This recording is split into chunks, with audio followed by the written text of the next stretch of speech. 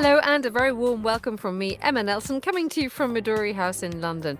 You're listening to Monocle Weekends on Saturday the 17th of August, and in a short moment, time for Monocle on Saturday, but from a very special location, live from the Swiss Alps. My colleague Georgina Godwin is hosting some of the makers and shakers of St Moritz at their weekend event.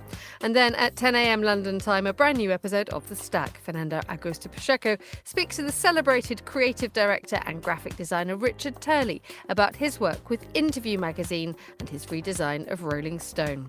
And then at midday London time, Andrew Muller will be here with the Foreign Desk. So lots to look forward to. First, though, a look at the news.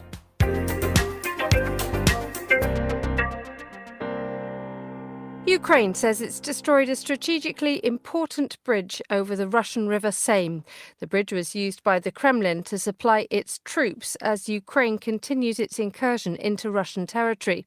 Ukraine's surprise cross-border operation has resulted in more than 120,000 people evacuating from their homes.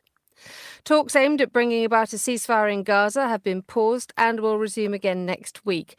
Negotiators are seeking an agreement to end fighting between Israel and Hamas and to free the remaining hostages.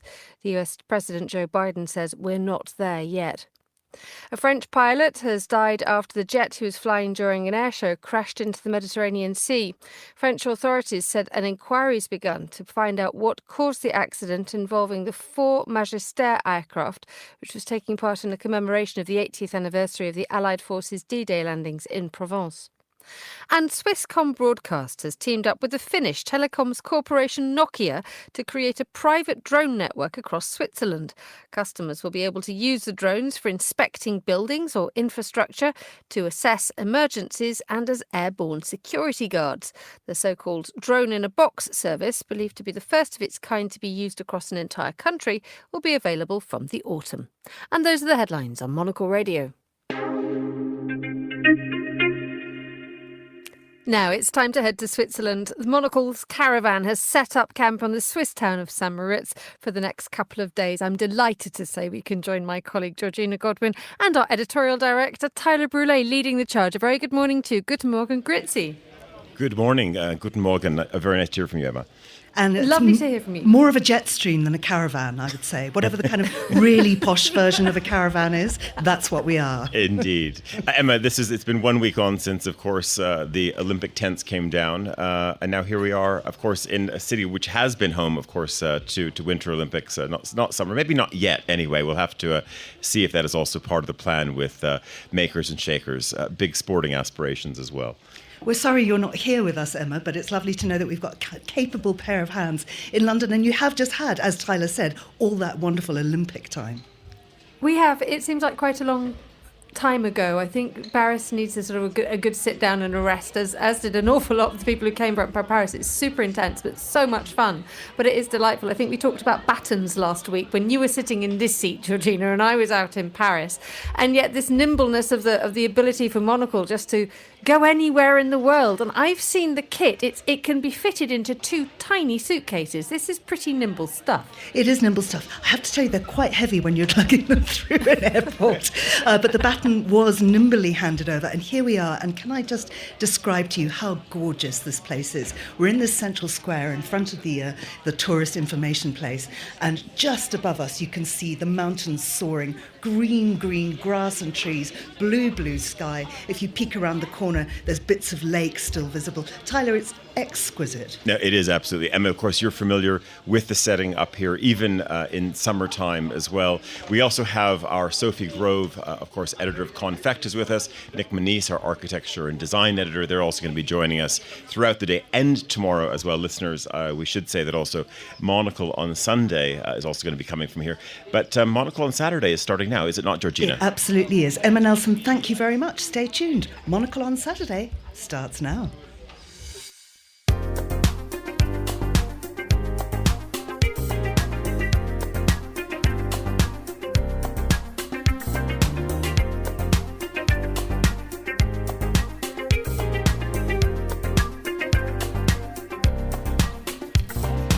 Hello and welcome to a very special edition of Monocle on Saturday, coming to you from the wonderful main square of St Moritz. I'm Georgina Godwin. My guest Viviana Ferrari will tell us all about wellness in the alpine setting, and fine jewellery designer Angelo de Luca will give us an insight into his eponymous brand and where his passion for the craft began. I have to tell you I'm wearing one of his rings, I may never give it back. Then co-founder of French patisserie Garde-Manger, Rémy Bailloux will be here to talk all things produce and food. And of course, the Monocle and Confect teams are in town too, and here to tell you all about their weekend plans. I'll be joined by Brûlé, Monisse and Sophie Grove. So do stay tuned. All that and more coming up right here on Monocle on Saturday, live from sunny St Moritz.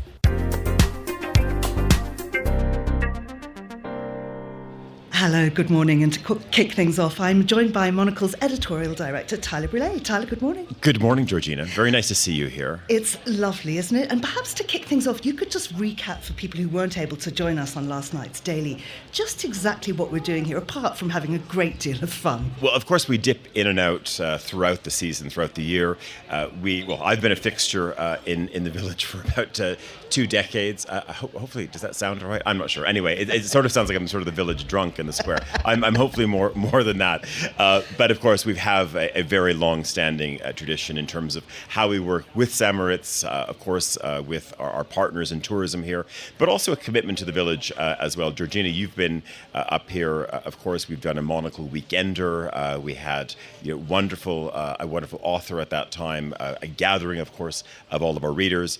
I can spool the tape back even further, just looking sort of down from the square here in front of Hauser, where we were also hosting radio over the Christmas season with my colleague Sophie Grove.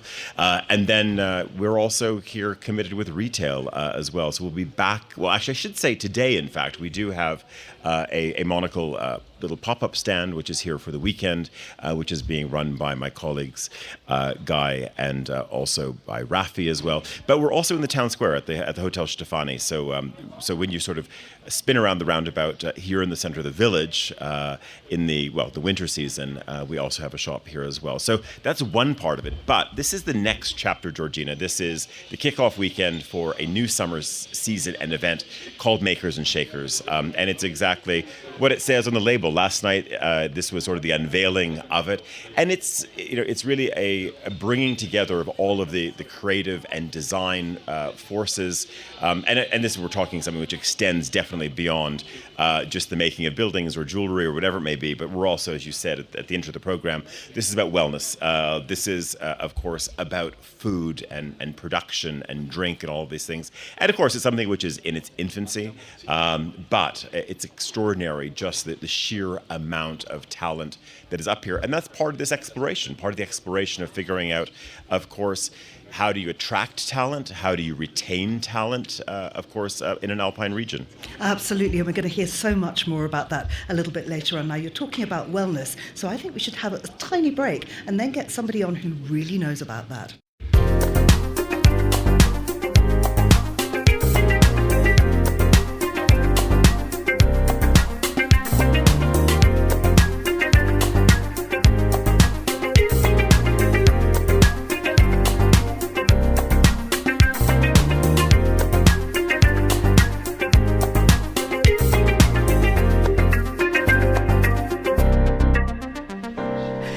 Fresh from this morning's yoga class, which finished minutes ago, and you can tell because she's absolutely glowing, is Viviana Ferrari. She's a yoga instructor at Messa Yoga. Good morning to you. Good morning. Now, yoga's all about mindfulness and to still the brain. Does this fantastic location help in providing a serene and an immersive experience for yoga enthusiasts? Absolutely. Anchoring is the right combination. And for sure, the surrounding is the most important thing. We breathe, so if the air is polluted, we are not healthy. We drink water, and if the water is not pure, we are not healthy. And we eat the food, and if the soil is polluted, we are not healthy as well. So surrounding is the most important thing, and also because we absorb the prana, so the vital energy, the vital vibration from the trees, from the sounds of nature, the water, the rivers, the lake, the silence, the birds singing. Everything is really healing, a self-healing. You conducted an Ayurvedic tea ceremony just an hour ago. I wonder if you could tell us what that's like and why it's such a great way to start the day. Absolutely. We start with an herbal tea because it's warm, and with the cold, the mountain is dry as well, so we need something warm for our body. And I prepared this special chai. I didn't put any black tea in it because after the practice, I think it's better to add some rooibos, some red tea without tahin inside. And I put some cardamom, some spices, ginger, because it helps to digest better and to be ready for the day, for the activities. Then some cardamom and some seeds, no sugar at all, because you know that the sugar is not really an healthy thing. But for sure we can add some honey, some organic honey from the valley, which is amazing. We have a lot of bees here and the amazing honey. And then we can have also, for example, some herbs from here. We can add some Edelweiss, which is a very wonderful antioxidant. So we are free to prepare a specialty. Of course, it has to be tasty as well. Healthy but tasty. Yeah, well, I can see just by looking at you that that's done you lots of good, far better than my morning regime of coffee and a cigarette and all the newspapers. Just before you go, because I know you've got to go off and do a whole session now, haven't you? I mean, coffee is good. You can have it. Yeah. Not so much. Maybe once in the morning you can have it and then avoid the coffee all day. Same for the alcohol. You can have it sometimes because balance is a physical, a mental, and an energetic thing. And so we have to be happy as well.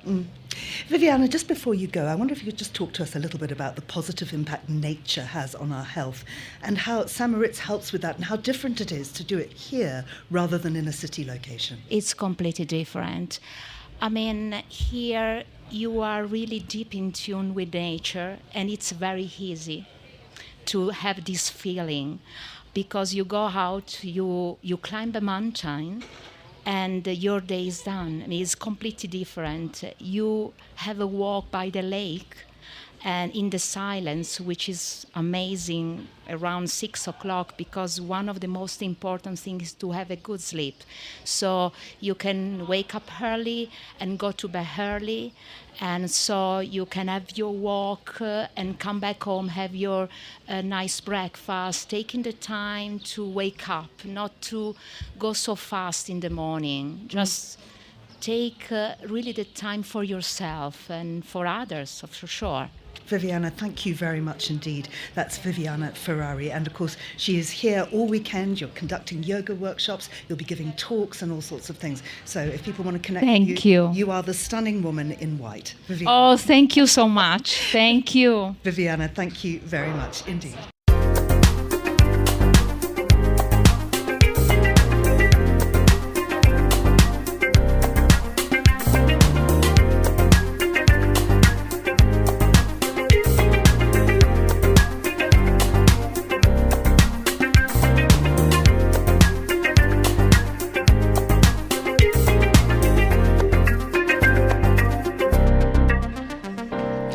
Well, I'm joined now by the Swiss high jewellery designer, Angelo de Luca. Angelo, good morning to you. Hi, good morning. We have been having a chat before you came on air, and it's been so much fun. And I am wearing one of your rings. We're going to get to that in a moment, because the jewellery you design is so beautiful. It's location specific. You say you need to look at a person to know what they wear and all the rest of it. Let's start with where your passion for jewellery began. Oh, listen to those bells in the background. Isn't that beautiful? Do you remember the moment you decided that you wanted to dedicate your life to this craft of making jewellery? Well, actually, I was born with this passion, and I always felt very connected with the light and with the with the jewel craft. But actually, I remember I was at the university. I was living in this town called Rémy, where I was studying literature and philosophy. And a friend of mine told me, because I was always talking about jewels, gemstones, and so he told me very spontaneously, but if you like so much jewels, why don't you become a jewelry designer?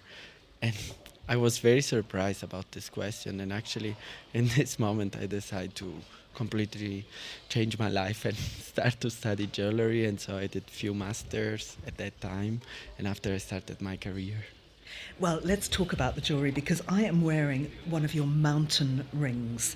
Now, just tell me what it's made of. This is mountain at night, isn't it? Yes, this one is a mountain in the color of the night, and has white diamonds on top that look like the snow, and all around it's surrounded by purple tanzanite and black diamonds and spinels and dark green tourmaline to recreate the colors of the nature in this pavé during the night.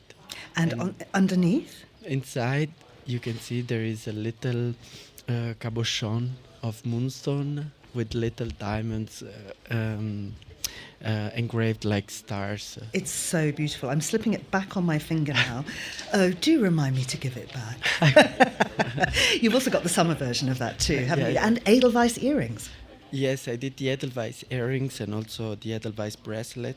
The Edelweiss earrings actually has a craft behind that. It's called entremblant, which is a technique that was quite ancient, where you put like a metal spire that can move the flowers on it, so they became more sparkle. And in the bracelet you have all the Edelweiss carved in gold with diamonds and yellow sapphires, and some of them are carved out of white agate.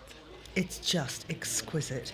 You also make bespoke pieces by special order. Well, what's that process like? Where do you start with each client? Actually, the way how I work is to ask 3 questions in regards of who's gonna wear these pieces. If the guy or the girl who ordered this piece, she can say 3 affirmation in regards of the person who's gonna wear this piece. And also I ask what do you want that this piece of jewelry will communicate to this person. This starts, and after, when you get this information, you can transform them in volume and lines.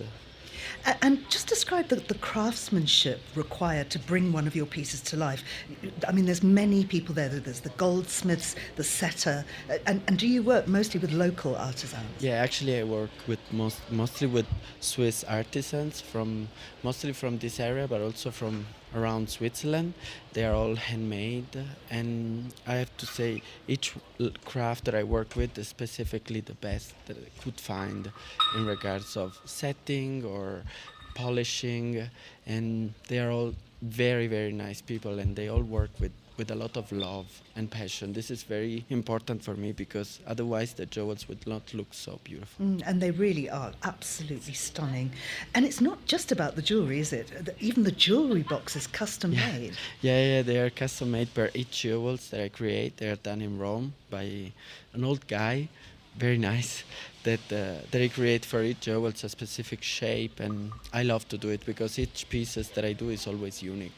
And you've said that throughout your career you've learned it's the jewels that choose the person.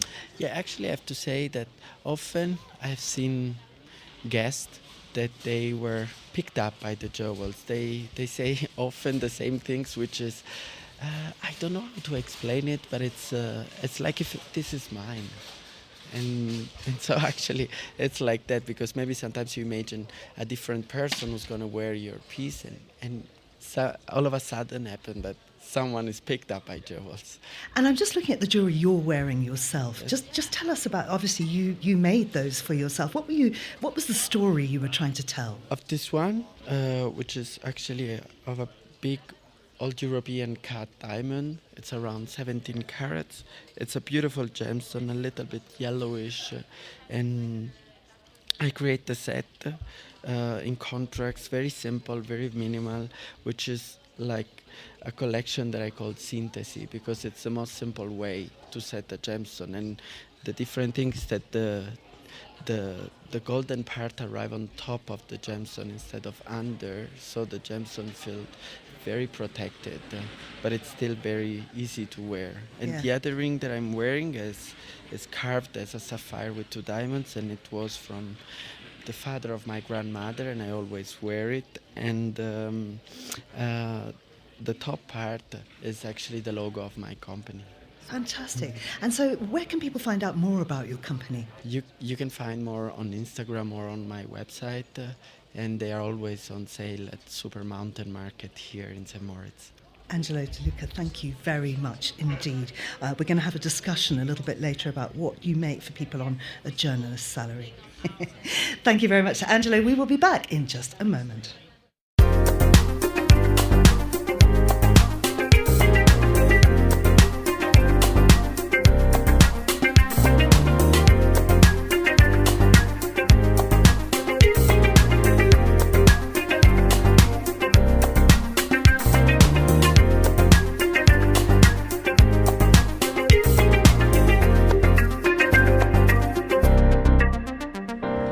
Now we are talking about quality produce and local flavours. I'm joined by Rémy Bailloux, who is co-founder of the patisserie and gourmet produce shop Garde-Manger. Rémy, welcome. Thank you very much.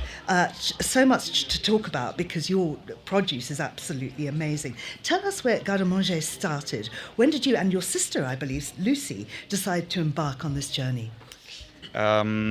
So we started Garde-Manger 3 years ago, and we are specialized in doing pastry, French pastry, and it was a bit an accident that we started in Engadine. Well, not an accident, but we were supposed to do a pop-up at the beginning, so it was 3 years ago, and we were thinking we stay only over the summer, but the summer is still lasting, so yeah, it's a great fun, and we didn't expect French pastry to work so good in the middle of the Engadine, and now we're growing, so it's fun. But what does make the Engadine so special when it comes to local produce? What stood out to you? Well, first of all, we work in a very natural manner. That's very important for us. So we do everything ourselves. We never buy ready-made things. We never use fake flavorings or coloring. So we try to work in a very natural way. And then we work also, I think, quite according to the nature. So I would say, we use all the eggs that comes from our village, seasonal fruits, and I think also that this proximity of the nature that you can have in Engadine kind of force us to be creative, because you have seasons, you have to reinvent yourself many times every year, and I think we are very lucky about it. And you make a very conscious effort to work with small producers. This for sure, yes. We are a small producer ourselves still, and as I said, all the eggs we use, they come from the farmers from our village. We get the fruit also from small producer. We work with Swiss ingredients, almost only like Swiss wheat, Swiss sugar. So that's for us very important, yeah. And how important is the relationship with the producers? How vital is it to ensure that their craft continues to exist and it's passed on to future generations? It's really important because for many reasons, I think, because we working with small producers, we ensure that they are able to keep doing their craft, which is part of the culture, and also being based in Engadine and working with people from Engadine, we give business to each other, so to say. So we ensure that everyone can stay and everyone can live on a good money here. So it's important to each support each other. This is not your first venture, is it? I mean, you've got, what is it, 2? You've got one in Zurich. You've got one elsewhere. We started in Engadine with this pop-up shop, so to say, and it's growing. But Engadine is great and passionating, but it's seasonal. So we decided to open a shop in the city to have a different seasonality. So yeah, we have a shop in Zurich, and now we're working on the third pastry, also in Engadine, in a very old house, which is going to be, it's like 400 years old, the house, and I think it's going to be ready for the winter. So we are aiming to open in winter for Christmas. Now, welcome. Welcome. You've caused quite a fuss amongst people here in St Moritz because they've all been fighting to get onto your workshop. Tell us what you're doing as part of the Makers and Shakers Festival. So we were asked to do something with pastry, but obviously we need to have like cold like refrigerators and stuff. So I had to make a bit of a brainstorming, and then I was thinking it's a great season for blueberry. So we do something quite simple, but I think it will be fun. We're going to go this afternoon together in the forest to pick up some blueberries.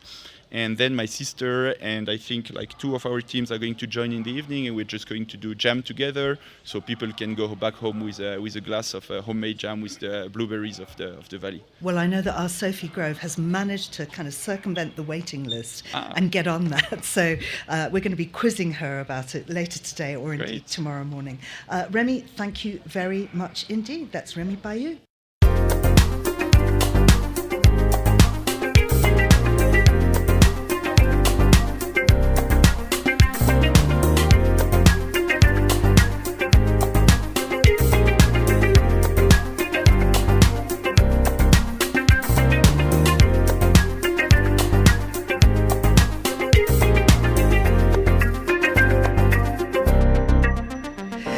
Well, indeed, here is Sophie Grove. Sophie, how did you manage to get on to the hottest ticket of the festival? I had to be rather strategic. It was over a light cocktail yesterday. I had a chat with an influential person in the movers and shakers movement. But no, I'm very glad. I'm just going to have to nip off and get some appropriate footwear. I'll be taking Nick with me, hopefully. So we've got a little shopping trip lined up, do we? This is news to Exactly. me, but I guess I can do that. You can twist my arm, bend my arm. I don't know, but don't hurt me. I don't know where I'm going with this. I think you need the ultimate style denizen with you, Tyler Brûlé, who's also joining us. Yes, I'm back again. Georgie, I was just saying to Sophie as well, it's always wonderful listening to a French accent sort of talking about the savoir-faire and everything that sort of goes into the craft, in this case, baking. Absolutely, and wasn't his accent wonderful? Well, listen, I mean, what we can promise our listeners, because we're in the process right now, I'm actually sort of looking at this wonderful setup here, just the power of actually having good cork on a table as well, because we are in the process, of course, designing our new studio space in Paris. So there's going to be no shortage of French accents, I think, over the coming months on radio. Now, we'd all love to know what's going to come out of Paris. What is going to come out of Paris? Well, already this week we started off with our new bureau chief. So we have so many people who are huge fans of course, Adrien Garcia, who's frequently on radio, and people love his French accent. Now, Simon Bouvier, who is our new bureau chief, he spent a lot of time in the States, so he doesn't sound so French. I mean, he sounds a little bit French. But I can say out of Paris, of course, we're going to have a lot of fashion coverage. Nick, we're going to have a lot of design coverage. We were saying yesterday that we're going to be coming from Paris during Maison et Objet. So I don't want to totally call it a demolition party, but we're going to be moving into what will be our future retail and studio space before, of course, the wrecking balls come. But I don't, Nick, maybe you can sort of Wrecking ball, is that an invitation to dance? Well, it could be that as well, but also thing? Before we take off, all of the facades that are existing, and we build out that space. So anyway, there's going to be a lot of output, Georgina, from Paris when it's fully up and running. And I mean, I believe that the architects have been absolutely extraordinary. They really jumped around and have promised to make everything happen. Yeah, that was the amazing thing, that you sort of think, in an era when, of course, there are supply chain issues and, of course, there's lots of planning issues. The great thing is that the architects and designers that we're working with, they're called Can Design, and they are... Yeah, and they also run their own cafes, so I think they're really going to help us sort of navigate all of the planning issues, etc. But also the remarkable thing is that their atelier is in the hills above Beirut as well. So everything is going to be, not everything, but I would say the bulk of what's going to go in there is going to be manufactured in Lebanon. God willing. Yeah, well, no, inshallah, indeed. But they said that it's not a new thing. They've been in Beirut since 1948. So the grandfather started the business, and they said they've never missed a deadline when it comes to delivering a hotel or a restaurant or a retail space, even after the explosion in Beirut harbor. They said, and as horrendous as that was, they were still able to hit all of their deadlines. Nick, why is Beirut just such a hub for design? Well, I think there's it's that line between architecture and making, and maybe Can Design are the perfect example of this. I think to be able to control your own production is incredibly important as an architect, as a designer, and having that link and that closeness with the people that are making the actual spaces that you're kitting out is not only does it allow you to deliver something that's very, very high quality, because you have that closeness, you have that sense of responsibility because it's your people making it, your people delivering the product, your name on ultimately what lands on the floor there. So you have that level, but then I guess you also have this ability to tweak and to change things as problems arise, and inevitably buildings aren't, perfect right angles. So you've got to be able to have this little bit of flex. And I think, just say with Georgina, the also interesting point is, they said, and to Nick, you have to be able to sort of make and produce, and because of the very difficult period that Lebanon has been through of late, and of course, Lebanon has been through many, many generations of challenges. They said also you have, again, a new generation of, young men and women who actually want to work in the atelier. And part of it is also because, there is an issue, of course, just being able to find a job. And people like the stability, of course, that comes with this, that they're able to grow their studio. And also because they're in an area above Beirut as well, so they're out of the hubbub of the city. And people are also allowed to live a more stable life up there. So they said also, part of it has been, of course, the Syrian diaspora within Lebanon. That has helped them also find people and who want to be also in the business of doing woodwork, metalwork, upholstery, really for the long haul. You were talking about having control of a project from start to finish, to being able to tweak things as you go along. And Sophie, of course, this is your huge responsibility with Confet Magazine, our sister publication. It's entirely your baby, and you make it, you shake it, and it's basically in your own very elegant image. Tell us a little bit more. Well, actually, we're sending our autumn issue to press next week, so it is actually it's happening now. But it's really interesting to be here, in fact, because I think what we're doing with Confect is we're finding these stories. We have this amazing network of correspondents, and I think Paris is a really good example because we have Daphne Ezar, who's there. She's been for many, many years an incredible style voice for us in the French capital. But then we also have this amazing network beyond. In places like St Moritz, we have a lot of voices in places like Vienna, amazing journalists who are kind of working up in Lithuania, looking at, linen traditions. It's really looking at provenance. We're drilling very deeply into our subject matter, and we rely really on this wonderful network. And I know I'm discovering new brands all the time on the road.